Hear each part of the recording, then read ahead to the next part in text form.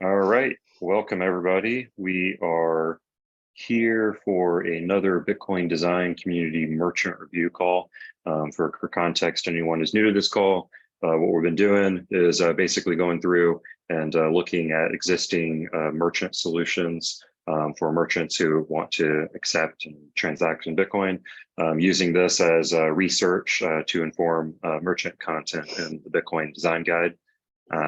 So far we've looked at BTCPay server and looked at some Bitcoin Beach wallet, and this week we are looking at Tiankii. Hey, Christoph, glad you were able to join. Hooray, success. Hey, everyone. Yeah.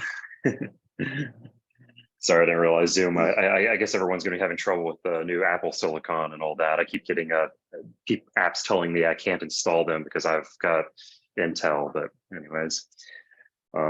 So yeah, I've got a notes document here just with some kind of questions to prime conversation. I'll make it anyone with the link can be an editor for the duration of this call. Let me just paste this into the Zoom chat here. And then, yeah.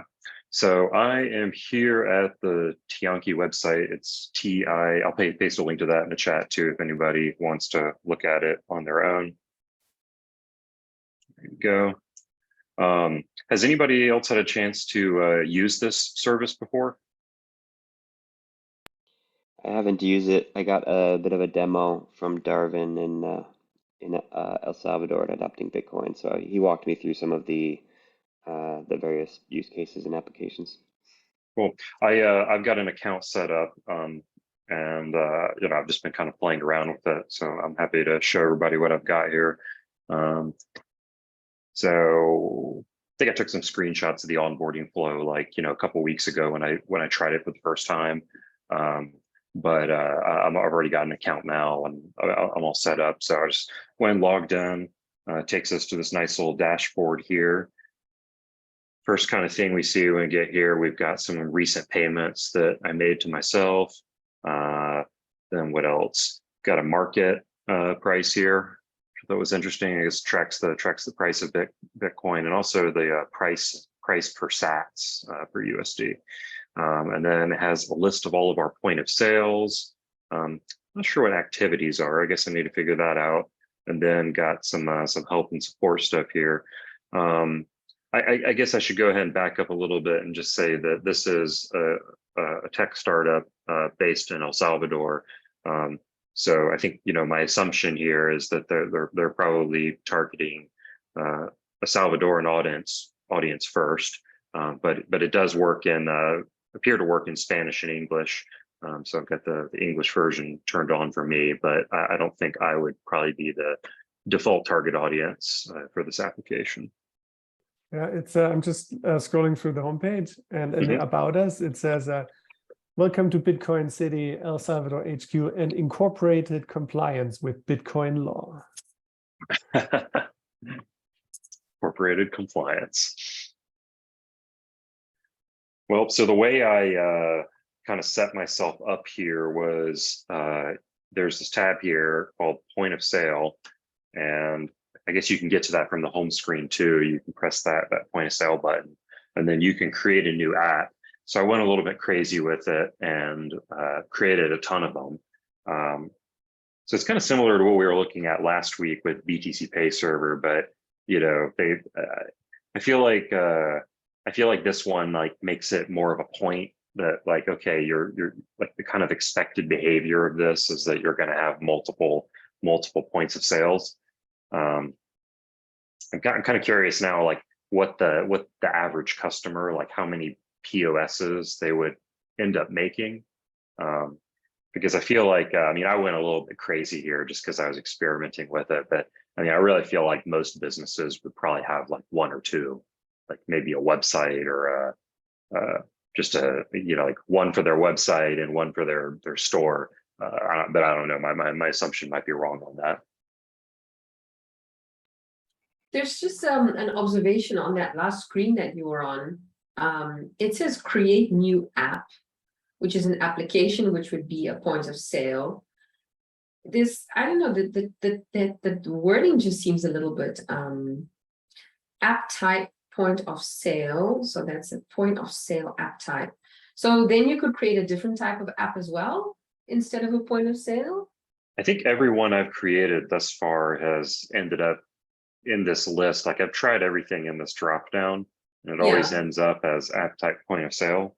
So yeah, I mean, I agree with you. That's a confusion, a difference in terminology. My guess would be that the developers may be thinking like into the future about like features that they might want to ship in the future.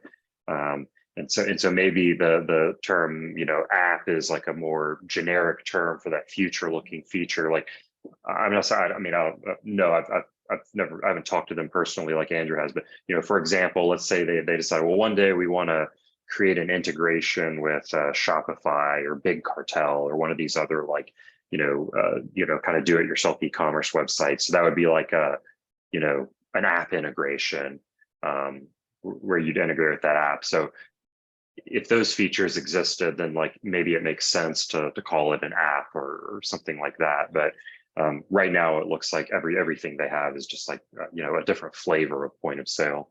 Yeah. I wonder if this use of the word app is if it's more like, okay, if I run a pizza restaurant and I have 4 servers, I'm going to create a quote unquote app for each server so that I can track like the POS, like register 1, register 2, server 1, server 2 type of thing. So it's actually like the same application, but it tracks it differently. I don't know. I'm not sure. That's just like an idea. And I know that's like a use case for Tiankii, I think, is like those middle-sized business that has like multiple people, multiple registers, etc. But they do have, to my knowledge, they do have a Shopify integration. So I'm not exactly clear which example this is. And that's a good point about the multiple registers, because I don't think when I set up my POS here, I don't think it like asked me for like an employee ID or anything like that. So yeah, I guess like if you did want to have like like you're running a restaurant and you got each waiter and waitress has their own iPad with a point of sale on it or something, then you might want to have like 4 POSs, one scoped to like tablet 1, tablet 2, tablet 3, and so on. And that way they have a little bit of a tracking ability, like, okay, well, like these sales over here funneled through tablet number 1 and all that, and I know who is working that tablet. Yeah, exactly. So if I create one of these, I'll just say like test POS recall, and call it Stevens Cafe. And then let's see, like we should be able to just switch it around and try out all the different ones. So one of them, we got this touchscreen POS, and then I can view it. And then, oh, that's interesting. That's not what I was expecting. Did I choose the wrong option? I think I was thinking in my head that I was choosing keypad only, but I was really choosing touchpad POS. But yeah, so it looks like it has a lot of default coffee. I'm wondering if these are the same ones from BTCPay server. Got some yoga classes and some Bitcoin swag. Got a nice little like kind of thing where you can change your hop to different items. So let's see, I'll get a lungo and a cappuccino, and then actually I don't feel like transferring that much money right now, but basically you can confirm it, confirm the payment, and then I integrated this thing with my Bitcoin Beach wallet because that was the easiest thing for me in the moment. I can show you some of the other things about how those integrations work in just a second here, but just to demonstrate that it works, I'm gonna I'm gonna pay from another wallet because it's going to go to my Bitcoin Beach wallet. But yeah, I should be able to just scan that.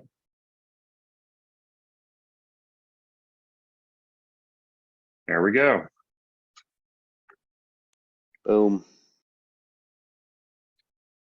Successfully paid that. And then, they have these kind of other options here for like item list only,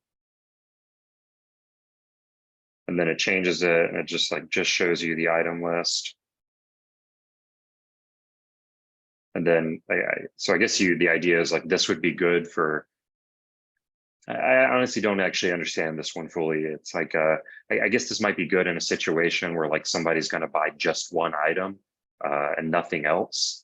But that just seems like I don't know, that seems kind of odd to me. I don't, unless it's like some kind of thing where it's like, okay, all we're selling is tickets to our festival and everybody has to buy their ticket individually. Like you can't buy like 5 tickets. So I don't know. I was a little confused by that one. I didn't really see what the purpose of a POS that only lets you buy one of each item. Let's see. This was pretty similar. I think it's just like this makes more sense to me. It's like this gives you a little bit of a cart, and then you can go to the cart and you can adjust the options and all that. And Stephen, I've no like direct experience with experiencing this interface in like real life scenario. So like, how do you think, so would the merchant have this like computer screen open up in front of them or an iPad, and then they would add the coffee, the person would be standing on the other side of the table or the desk, and then would they like turn their screen so that the person can scan the QR code? Yeah.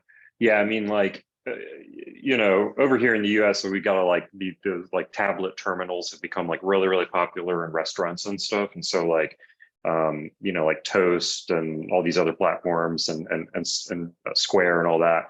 So they usually have this like fancy, like little like rotator device. And then like, you know, you don't see what they're doing on the other side of the, you know, terminal when they're punching it in, but they're, you know, presumably ringing up your order, punching in some options. So I'd be like over here, add to order. And then, you know, when I'm ready, I like, you know, ready to make the customer pay, I swivel the thing around, and then, you know, they would either use their credit card or, you know, Cash App, or in this case, Bitcoin. So I'd swivel it around when I had this. That would be like if they're fancy and they have the like swivel thing. But, you know, if it's just like, you know, a booth at a festival or something, I mean, it might just be they have a tablet in their hand and then they just hand you the tablet and show it to you and they're ready to pay. Or in the case of like, you know, some of what I've seen in El Salvador is people are just doing this kind of thing off of a smartphone sometimes, you know, particularly if it's a smaller food stand or something like that. Gotcha. It seems then that option like kind of open in wallet. I'm just wondering like if that QR code is shown to someone, it feels like the option open in wallet might not be really relevant. I don't know, because if that's on the merchant screen, then the merchant will open it in their wallet and pay for the user. I don't know. I'm just, yeah. Yeah, you're right. I don't know that if you're going to display it on the screen, I don't know that it would really work. I mean, I guess presumably you could also use this as an e-commerce kind of setup, similar to BTCPay.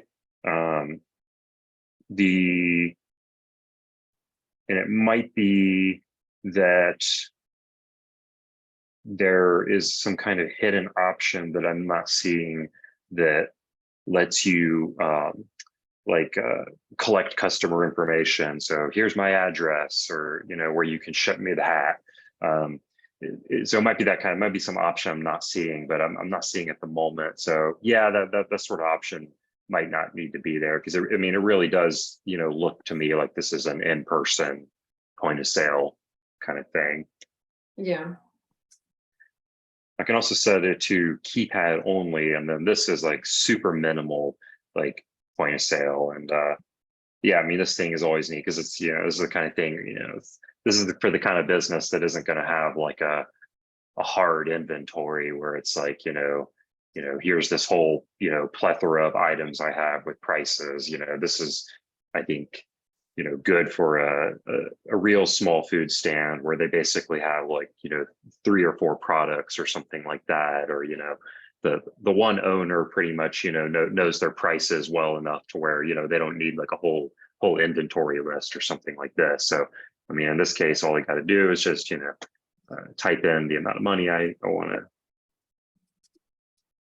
And then same thing. And then, yeah, you're right. No, it's like that they have the open wallet button, and this keypad to me is clearly intended for an in-person environment. So I don't know that it harms anything having the open and wallet button there, but it's certainly not necessary. It doesn't isn't really needed in this context.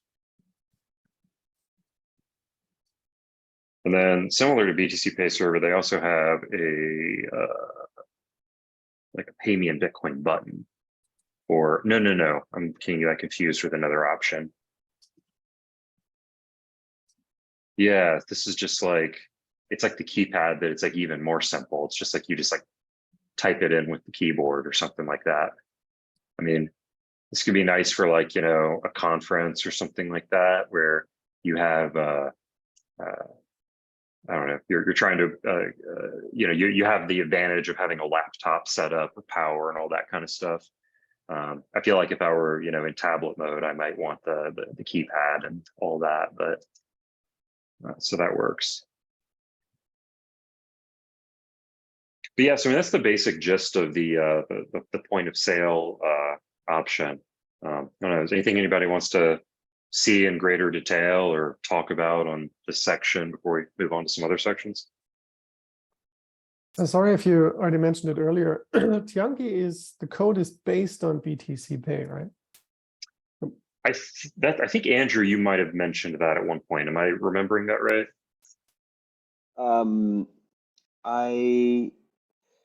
I'm not sure if I did mention that, but I think it is. I haven't done a ton of digging into it. Yeah, I might be getting that confused. I don't want to I think put words Pav had in anyone's mouth. mentioned that in the last call, which would explain some of the similarities, and then makes it very interesting to look at the things that they adjusted to better serve, you know, their specific audience. Yeah, I mean, I think because he was saying that, like, you know, I don't remember if he mentioned this group specifically, but I remember he said that there's a lot of, you know, companies and services out there that were just kind of using BTCPay as a developer platform. They weren't using the UI at all. They were just using the API to kind of build their own products and their own UIs on top of that. So it certainly would not surprise me if they were using BTCPay AI or the API underneath this. Have you noticed similarities between? Is it you also thoroughly tested BTCPay? Yeah, I mean, I mean, I feel like, well, for one thing, the coffee is there. Here, why don't we go look at it right now? Hold on, give me a second to like get my BTCPay set up. Just gotta dig up my BTCPay instance. But I mean, I feel like the coffee images are just like coming from a BTCPay server. And then, yeah, definitely it has a payment link, very similar to BTCPay server. Let's see what we got here. Launch BTCPay dashboard. And all right, I'm signed in, cool. I just wasn't sure how much time I was going to spend fumbling with passwords and this, that, and the other. So yeah, so actually, you know, here's the funny thing. Here's that terminology again, apps, you know, make a new app. And let me go back to my, okay, so I think these are different products. BTCPay is all about the tea shop, and Tiankii is all about the coffee. But let's see what we got here. So, I mean, this is effectively the same screen here. Like it serves a similar, very similar purpose to this one right here. So it's like here we can update our point of sale and choose different options. And then here, it's funny, the titles are actually exactly the same. I think this was one where we changed it to a print point of sale, which I don't think Tiankii has that option. But it looks like, you know, they have very similar things like keypad only. And it's still set to the print one because I haven't saved it. But if I view it, so I get a very, very similar thing here as with this one. If I say keypad only and then save settings and then view it, then you know, this one has some other options, like or like the BTCPay one has some other options like the tip. But I think this one was actually, there was a setting for tips in here. So where was it? Advanced options, tips, enable tips. Do you want to leave a tip? All right, 5, 10, 20. And then if I refresh this page, $8, and then it gives me a tip option here. Yeah, so I mean, it's like it's a very, very similar, interface. BTCPay kind of defaults to kind of having it all on one screen here. Choose $5, choose 18%, pay, and then it kind of gives me my awaiting payment thing and all that right here. And then, but this one does it in kind of a different, has a second step for the tip. Which I think actually makes sense when you think about it, because typically the way an interaction would happen in the store is the person behind the counter types in the amount that you pay them, then they flip it around to you to pay, and then the option to leave a tip is something that I, as the user, manually have to type in. So it actually makes more sense, I think, the way Tiankii does it for a typical tipping interaction.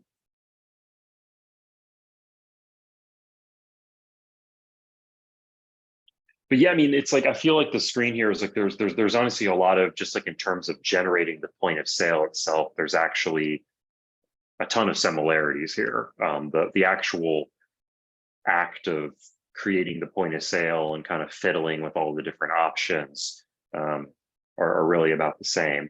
Now, what I would love personally, like, if I were, this isn't like a criticism of Tiankii, I'm just saying, like, if I were to imagine like my idealized user experience for, I'm a merchant coming on here and I'm trying to like fiddle around with all the different point of sale possibilities. I would love it if like all of this stuff here were kind of like in a sidebar right here. Because like a lot of these options don't really need to be that wide. Like they don't need this much screen real estate. So have it over here on like a side menu so you can fiddle around with it, and then have the right-hand side of the screen where my mouse is waving around, have that be like a live view of your point of sale. And so then like when I change an option over here and I set it to like keypad only, so I change it over here and then I see the POS adjust and like kind of change shape as I'm doing it. Because a lot of people like come to expect nowadays this kind of like, your website has a, a WYSIWYG editor, and, you kind of see the changes to it happening in real time as you're, fiddling around with the menu. So personally, I think that would be a really, really cool experience.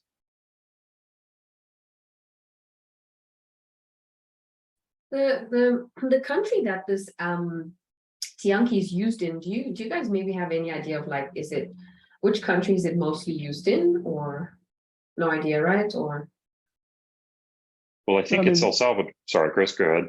Oh yeah, I was going to say they're in El Salvador and pretty much serving that audience. And coming back to the incorporated compliance with Bitcoin law, I'm kind of curious if that is expressed somehow in the UI. Like, can you see somewhere like, okay, this is clearly a modification that was made because it serves El Salvador and the Bitcoin law? Cheers, Andrew. Later. Well, what do you mean? Like, what would you need to express? So, I don't know if. So I don't know exactly like what the Bitcoin law in El Salvador includes, right? But they clearly say on the About section, we have incorporated compliance with Bitcoin law. So maybe they had to make some modifications to the code. Maybe there is something about taxes in there, or something else about the way receipts are printed, or I don't know, something like something in the UI where it's like, okay, this is clearly here because this is in a product for El Salvador and the local laws. Yeah, that's interesting. Yeah, I'm not sure. I think the law basically is just like that. Hey, Bitcoin and dollars are both legal tender. I don't know that. So, I mean, I think technically it's like, yeah, it's legal tender. You're supposed to accept it, but at least from, what I've witnessed, it's not like, fortunately is not something that's like enforced on people. Right. So, but it's like, so it's just this legally, it's this option now. But goods are pretty much still priced in dollars. Again, I'm not sure that there's no law saying that you have to price it in dollars. I think that's just the kind of, it's just what people are doing. because it makes sense. So Well, yeah, I'm not actually sure what you would need to do to be in Mhm. compliance. I mean, one thing that Where I see uniquely on the homepage is the reference to that it supports payments on the Chivo payment network. Uh, So I'm curious if Chivo USD, like on one of those screens, I see something about Chivo USD. oh yeah. Oh well, actually, that might lead us. That might be a good segue into looking at some of the some of the payment processors. So let me just see the first place is Chivo. Yeah, Tiankii supports payment Lightning, Bitcoin on chain, and Chivo USD network. Yeah, so that would be the you probably heard me talk about it before, but Chivo has this proprietary QR code that specifically is for dollars, and basically all that is just an intra-ledger transfer. Doesn't go through Bitcoin or Lightning or anything like that. I just saw the answer to the question that I had, because my question was, the target audience, you said, would mostly be the people in El Salvador. And then I was kind of thinking that when I looked at the settings screen, that there was a lot of like the use of English language on that screen was, quite, I would see like maybe like a non-native English speaker maybe struggling with understanding that. But now I see that they have a Spanish version. So does the app have a Spanish version as well? Is there an opportunity to convert it into your own language? Yeah, absolutely. I mean, I think the default would probably be Spanish. If I had to guess, that the Spanish version probably reads a lot smoother and more understandable. I'm just defaulting to the English version so that I can get through it a little more smoothly. But I think it probably defaults to Spanish. I mean, the website itself is multilingual. I think like I get a notification like in Brave to swap between Spanish and English. I don't know. I think they might be doing something to indicate the fact that it's bilingual. Yeah. Cool. That's nice. That's really nice that they take care of their users' native language. Really nice. I think. Yeah, so I'm kind of curious. I think like right now, like we haven't seen anything in here about the Chivo US dollars, at least from what I've been experimenting with. But I think that's just because I don't have a Chivo account. You need a DUI to get it, which is a kind of like the Salvadoran like social. It would be like the equivalent of a social security number in the US. So in other words, you got to be a citizen to get a Chivo wallet. But assuming I did have a Chivo wallet, I could go to my store settings page here. And then, so I think the idea is you can manage multiple different stores from your Tiankii account. And then you guys connect your wallet screen, and then they give you all these different options here. So like I said Bitcoin Beach Wallet just because it was the easiest to me. And then they have Chivo BTC and Chivo USD. I'd be kind of curious to know, I guess the Strike one, that would be kind of cool if they could accept.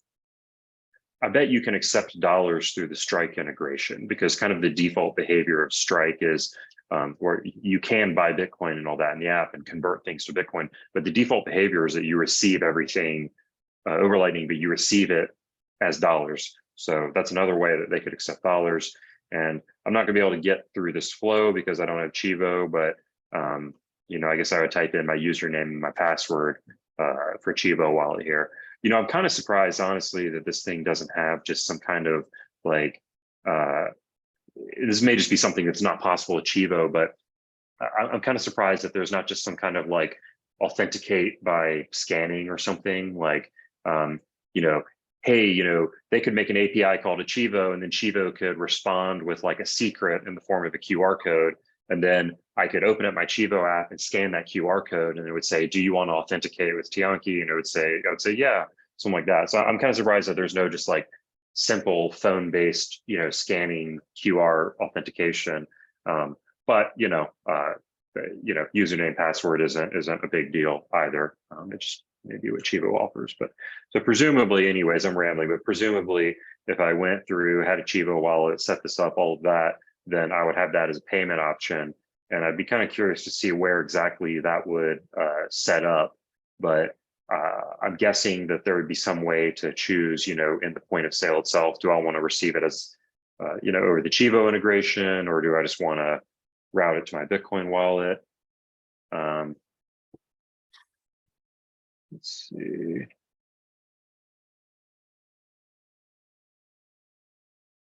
I'm not sure where that like option would be to do that, but because presumably it would be there somewhere to be able to choose your different payment options. And they give you some other options here too. You know, there's you could just connect a Bitcoin on-chain wallet, and how is that? That's like, I think they gave us a couple options. Like, okay, I want to connect an existing wallet, so I could connect my hardware wallet, and I'm assuming what that would do is it would copy over like the XPub or the ZPub of the wallet, so it's able to generate addresses for you. Similar to what a BTCPay server can do. In fact, honestly, that this may be like these may be the same options as BTCPay server. Like, yeah, I helped out. I had some conversations around when this design that you're looking at was created. So I remember that very clearly. I also yeah, noticed. Oh, sorry. Go no, I ahead. was I was just showing off that they're the same. That's all.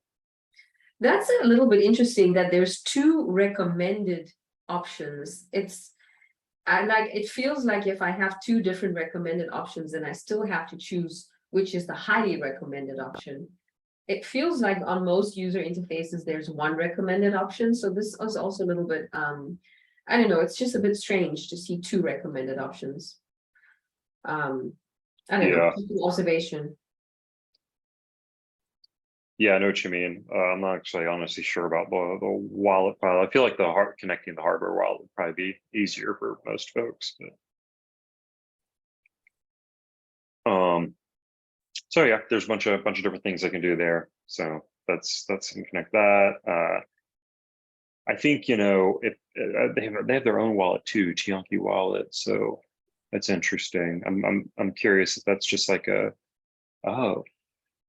add your Lightning address to accept payments directly to your account. All payments go directly to your wallet, and we can never access your funds. We will use your Lightning address to generate receive invoices and verify the payment was received in your wallet. Okay, so that's kind of interesting. So like if you already have a Lightning address through Gidalvi, Wallet of Satoshi, Zebedee, whatever service, you can just give them your Lightning address here, and then they'll use that to fetch invoices, and then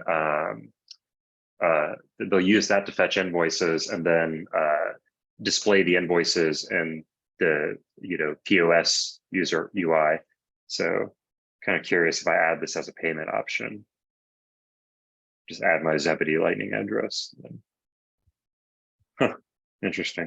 So now if I go back to point of sale and I say, you must recall, I wonder if it gives me options for like different payment, you know, methods.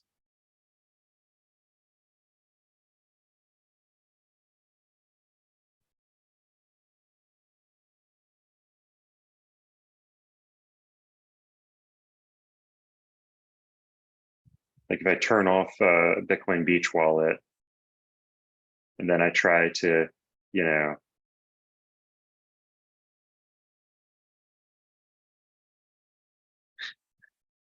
hey, it still worked. I want to see what happens. I want to see if I can send some stuff to my Lightning address.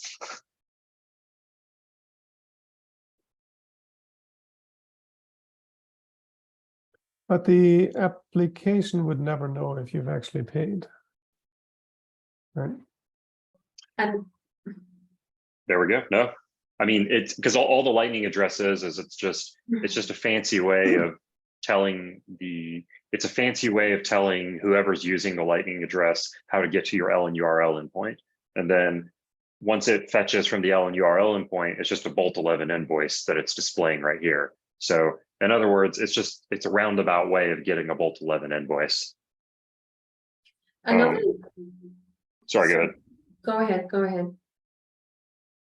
Okay, I noticed on the website screen itself, the homepage, it seems like some of the merchants open up the actual like the payment screen, which they then show to the user like on some almost like a mobile screen. it seems that that's also something that's done. And then I noticed that on the QR code screen, just before you're about to pay, I would imagine them having this QR code on the screen and then turning that to face the user on a little mobile phone. And then the word pay with, it's like, it's really, really small. Like I'm thinking, if I'm in the user's shoes and I'm kind of like, I even have a little bit of eyesight difficulty, that word pay with would be not so visually, it's not accessibility wise, it's just a little bit not so friendly. I think it's commonly understood that when you see a QR code, you understand that that's to pay, but maybe just to communicate it a bit more, I don't know, more obviously, then the words pay with could be maybe a little bit bigger. I'm just imagining it being shown on a little cell phone screen and how that would, you'd be like, what is that? Like, like even on my wide screen right now, the word pay with is like really small. So yeah, just an observation. Yeah. Yeah, no, you're right. That's a little bit tiny. It's also not that helpful. Like pay with what? Yeah. With Ellen address sat. Exactly. And I did receive it in my Zebedee wallet, though. I'm surprised Zebedee didn't give me a notification because it is a custodial wallet. So I kind of thought it would give me like a notification, but it doesn't matter. Point is, it worked. So, I mean, I have the advantage here that, I fiddle with Bitcoin stuff all the time. So I've got the advantage of prior knowledge here, but yeah, I feel like everything I've done with this service has basically worked the first time. Like I haven't had a situation with this service yet where it's like, I thought I set it up right, and then I went to the point of sale and it gave me an error. Like nothing like that has happened. I've been able to basically just integrate it with services that I already use, and it's just kind of worked right out of the box. So I got to say, I'm not the target audience for this, so I don't know if this is good. Like I don't live in El Salvador. I don't, work in a cafe or anything like that. But just my experience with it thus far has been very smooth. Yep. Yeah. And maybe that's the big thing that Tiankii is providing, because BTCPay by default is not a hosted service. Here you can just click a couple buttons and it's up and running. And maybe they removed some of the things that typically people have problems with or cause them to break, like, I don't know, the whole plugin system or so. And they highlighted some of the things that are more common tools, and they provide support, of course. So can easily see how those are and of course the Chivo and those El Salvador specific tools. So that makes total sense.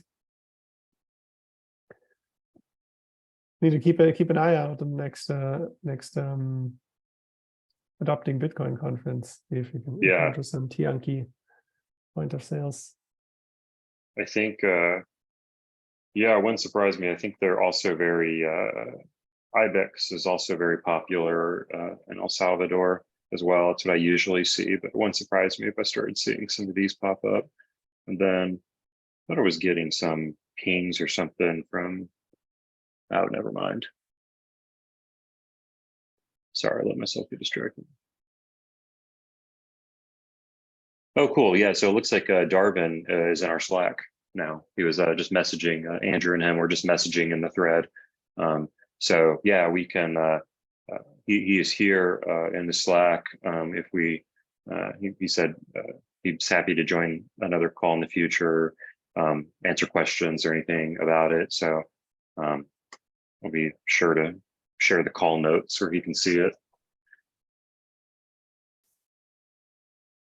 So it looks like even when you're on the English main app, it defaults to the Spanish version when you go to the documentation. But minor thing I was able to figure out just by putting Ian in the dashboard there. And then, I don't think, I'm kind of wondering if they just may not have the English content filled out yet, which would make sense. They would want to prioritize the stuff, the knowledge base for their customers. Or I don't know, it may just be that they don't have the knowledge base kind of populated out all the way, and that's fine. Or maybe I need to be logged in or something. I'm not entirely sure. Won't worry about it too much.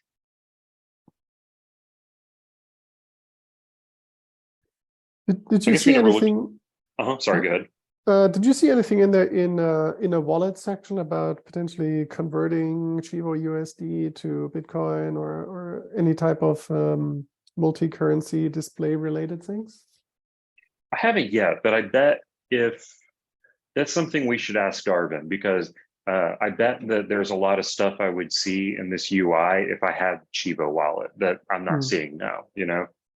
I'm also wondering on this transaction screen, what are the options to sort through the transaction data? Like if you click on date, does it sort through date, or and then if you click on amount, does it sort through amount, or maybe? Well, let's see.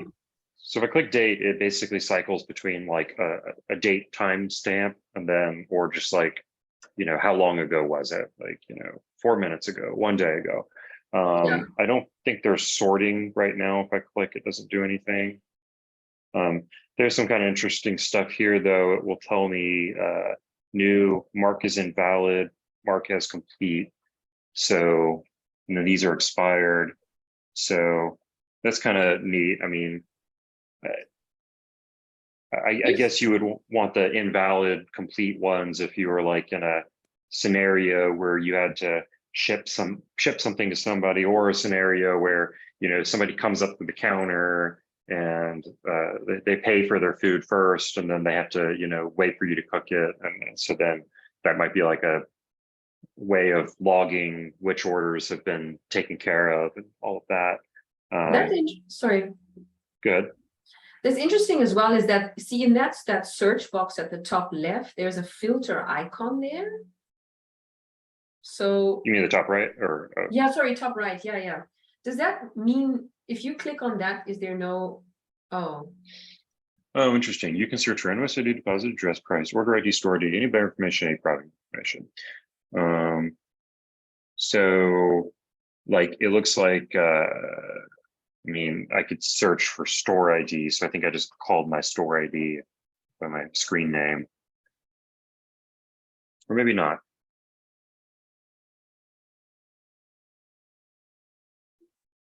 Ah, it's like a complicated string. Okay. But yeah, I mean, presumably if I had multiple stores, I could, you know. it seems like there's a lot of options there just in that little search box top left. There's the filter one, and then you can also type in something. And then you also have a drop down box. So the drop down one is to sort through. There we go.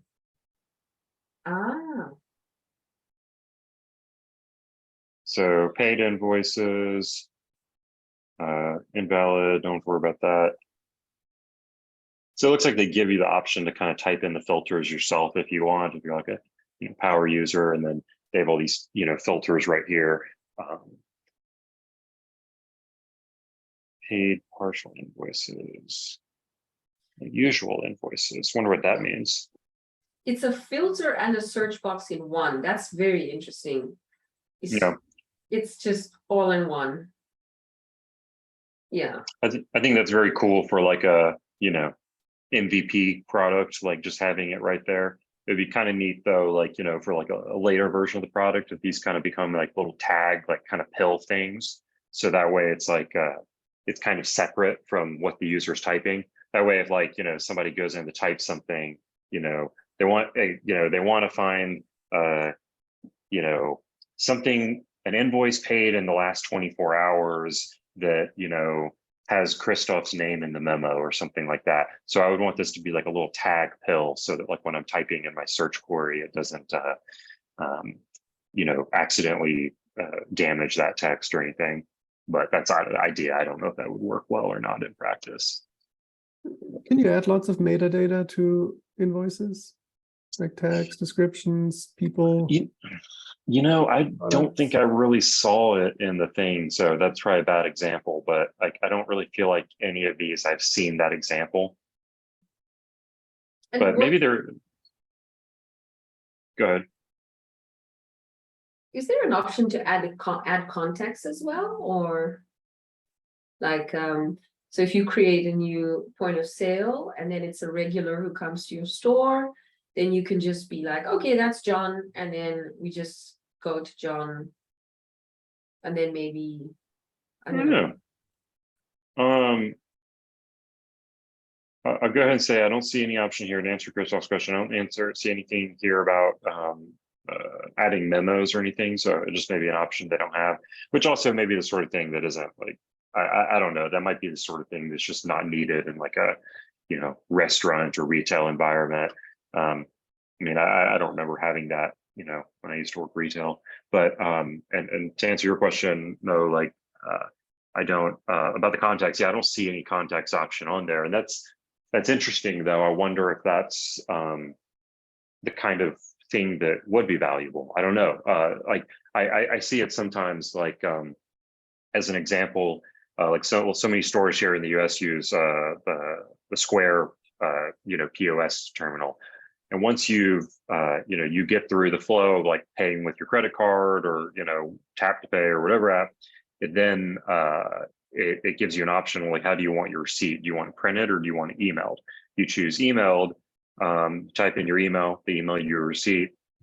It then associates your like, I guess your credit card number or like the last four with your email address. So if you go to any Square POS terminal, even if it's at a different cafe, completely different owners, it automatically emails you the receipt because it like remembers your user preference, like once you're in the Square system. Super cool. So that's kind of like a contact. Again, I don't think the people at the store don't use that. Like, I don't think maybe they do. I don't know if they have access to that data or not. I don't know if there's like an option on Square that will like let the store access that customer data and like, you know, build like a marketing list or something. I don't know. But the at least from the user's perspective, having that there is handy just because, you know, you always get your receipt emailed to you and all that. So I guess I view modern like retail merchant contact lists as being more for the ease of use of the user and less so for the merchant, because they're probably just like, okay, I'm on to the next order, but I'm not sure. And I agree with you, because I was just thinking, to answer my question, practically speaking, if you're a merchant and you have like 20 different customers a day, then the contact option becomes a bit cumbersome to kind of find that same contact. Just going through the normal process would be a lot faster. Yeah. Whereas if you're a merchant that's maybe a bit more low volume, and I don't know if that exists, maybe low volume with a few set customers, then that contact option is more valuable. Yeah, and you also got to think about it too, just like maybe the you know, the one, you know, one thing that could be nice about a merchant might want a contact option is like, you know, it might not be the sort of thing, like what it would be useful for is like, you know, marketing and, you know, kind of like customer engagement and all that stuff, where like I wouldn't see a merchant being like, oh, I'm going to like, you know, it's Mo, she's a regular here. I'm going to go ahead and like pull up her, you know, thing in the context. I probably wouldn't be doing that when I'm doing the order, but you know, it could be a sort of thing where it's like, you know, every 10 times every time you go in this cafe, you get your card punched. Like, you know, some cafes, they do a thing where you get the card punched and every 10 drinks are free or something like that. Every 10th drink is free. So you can do that in a digital way where it's like, you know, if the store, you know, kind of like remembers who you are, something like that. And it doesn't have to be the sort of thing where the merchant types in the person's contact information. It's kind of like how Gmail changed the way that we look at contact lists. It used to be, you know, you'd go and like, you know, add new contact to email address book and type in their name and all that kind of stuff. And then Gmail just started like automatically, anytime you send somebody an email, it just automatically records it in a list for you. Yeah. So it'd be the same thing. It would be, you know, like if you would be a merchant and a regular would be standing across the counter from you, and the system recognizes that they visited you 20 times, like, hey, yeah, you've bought a coffee here 20 times, here's 10% off. I think that's also just feeling wise for a customer, just a lot more, I don't know, it's just nice. But yeah, that's just my 2 cents. It's a privacy consideration as well. I agree. Yeah. I say these things about, you know, like Square and the readers and all that kind of stuff because I see them happening already. And I can see the business value in it, but you know, as a user, it personally, you know, bothers me a little bit. But I think I'm gonna run because we have a next call in Yep, 2 yep. minutes. So but just yeah, have a bit of a- yeah, I think I'll run to. I'll go ahead and stop the recording here. But yeah, it was good. It's really cool to see Tiankii doing this kind of stuff here. So yeah, I mean, there's all kinds of suggestions I think we have and questions we have after looking at it. But overall, I'd say it's a product that seems to be really smooth to get up and running. So it's cool to see them building this. Thanks for hosting Cool. the call, Stephen. Thanks for joining, everybody. Good job.